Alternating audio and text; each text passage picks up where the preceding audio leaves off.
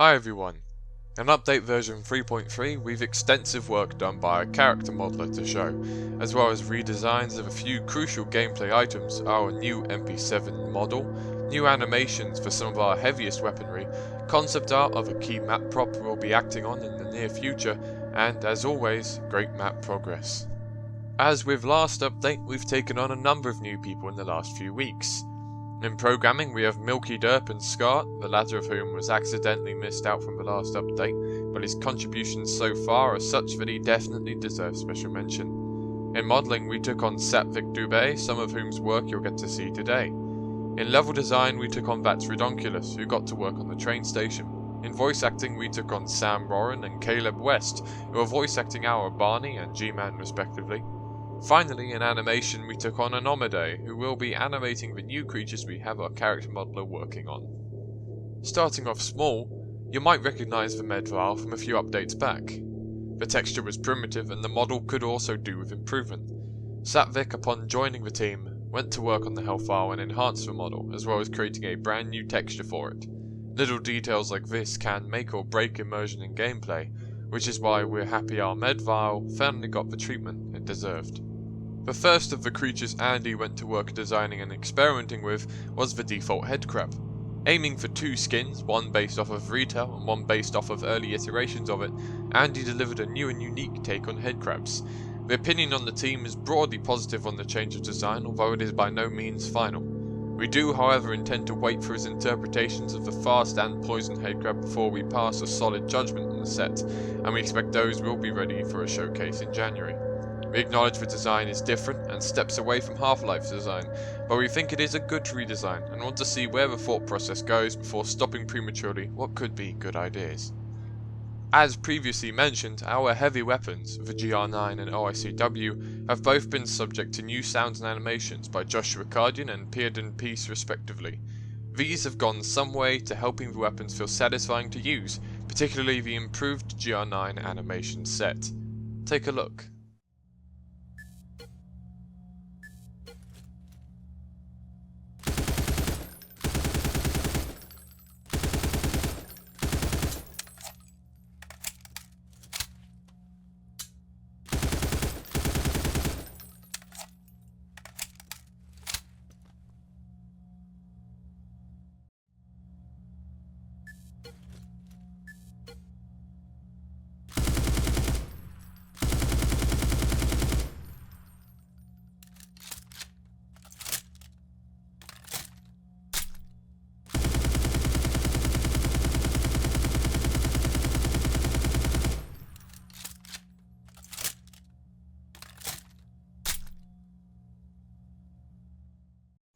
GameSmart has made further improvements to Labo 2, detailing the lab itself as well as making good progress on scenes for the map.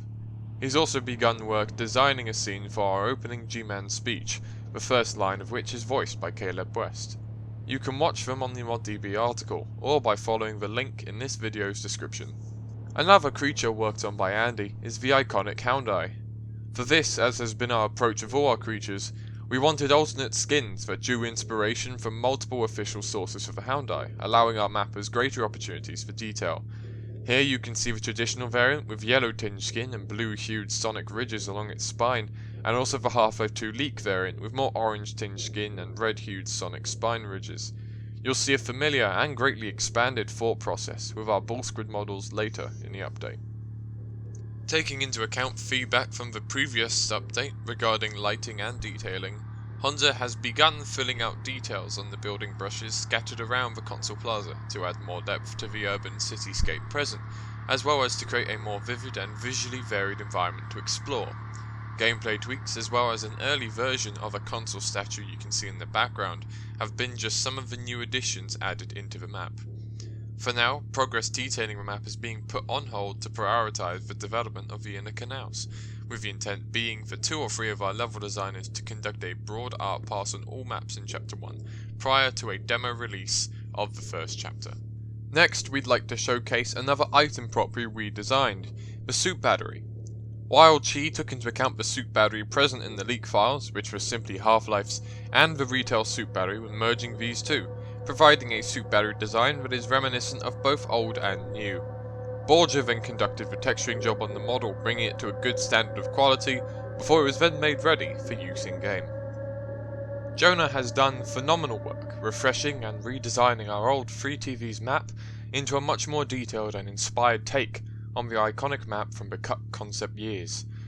With custom models on the way and scripted sequences beginning to be set up, the alleyways of City Test have seldom looked sharper, and this will only get better as Jonah dedicates more time to the map prior to wrapping it up with scripted sequences which set the stage for the player's progression through Chapter 1. Part of the work being done by modelers like Jared right now is modelling new weapon models that are entirely our own. Due to constraints on resources and skill sets, we previously had to make do with either improved leak file assets or with royalty-free models sourced from around the internet.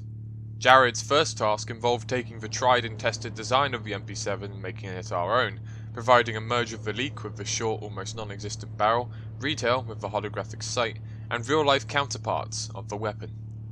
Vance Redonkulus's role in the team thus far has been solely conducting art passes, using his advanced understanding of map detailing to spruce up the introductory map to the mod. His work on the initial platform the player arrives at, entry corridors and halls, and the iconic train pit has added substantially to the map and allowed it to reach that next level of immersion a solid first level needs. Having spruced this up as much as he feels is necessary at current, he has gone to work blocking out the outer canals, the third map in our second chapter, whilst we await other Chapter 1 maps to be in a state ready for art pass duty. Andy's most substantial contribution to the team thus far has been his bull squid creature designs. Taking the motif of squid further than that of bull, with features like the rigid tail, the arrowhead shape above the head, and the split irises, Andy has iterated on a fan favourite design in a way the entire team is very pleased with. As icing on the cake, Andy designed 6 skin variants for bull squid, all based either closely or loosely off of all official Valve concepts for the bull squid known to exist.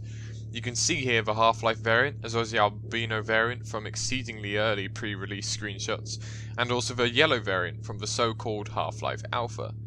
Then there is the red and aquatic bull squids based off of the designs featured in Half-Life 2's leaked files, and finally we have an interpretation of the land squid's design adapted to the bull squid model. As the first sketch for the bull squid ever conceived, and as it was done in colour, more of the creative liberty had to be taken, but given his limited reference, we think Andy succeeded in producing a skin worthy of implementation. Andy has been working solidly on creatures, and we expect to showcase some more of his excellent work next update. Last but certainly not least, the Vorta Cell is a popular and grim concept from the pre-release Half-Life 2 storyline, draining vortigants of their energy like organic batteries. As we already have a Vorta Cell made out of brushed geometry in our underground map and would likely use the concept in other places too, we've decided to pursue our own concept art of the model and use this concept art to help design a proper model for it too. And with that, we conclude our monthly update. This is easily our largest update yet, showcasing work from many corners of the team, and also demonstrates how our new team members are able to immediately and effectively get to work. Before ending, we'd like to announce a few roles we're looking for on the team at this moment. 1. An experienced mapper. Scripting, ideally knowledge of scene creation, will help. If this position interests you, please add me on Discord at MerryCrowlickmas #0901. Thanks for your attention. Tune in next month for more.